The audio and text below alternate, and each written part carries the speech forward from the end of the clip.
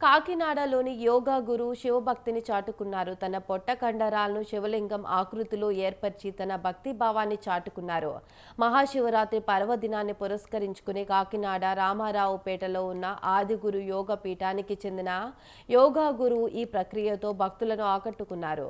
సద్గురు సచ్చిదానంద యోగి యోగాలో చెప్పిన నౌలిక్రియ అనే భంగిమ ద్వారా తన పొట్ట కండరాలను శివలింగం ఆకృతిలో ఏర్పరిచి తన భక్తి భావాన్ని చాటుకున్నారు. పర్వదినాన పరమేశ్వరుడు యొక్క లింగ స్వరూపాన్ని యోగాలో చెప్పబడినటువంటి నౌలి అనే ప్రక్రియ ద్వారా చూపించడం జరిగింది.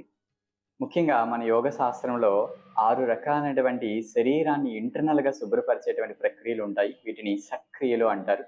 ఇందులో ముఖ్యమైనది నౌలి అనే ప్రక్రియ. ఈ నౌలిలో పొట్టలో ఉండేటువంటి చిన్న ప్రేగుల్ని పెద్ద ప్రేగుల్ని ఒకే లైన్లోకి తీసుకురావడం అనేది జరుగుతుంది.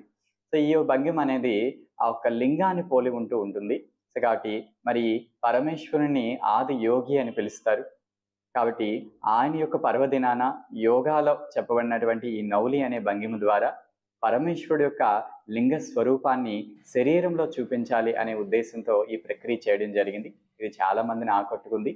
మరి అందులోనూ పరమేశ్వరుడిపై భక్తిని యోగాతో ప్రదర్శించడం అనేది నాకు చాలా ఆనందాన్ని ఇస్తుంది.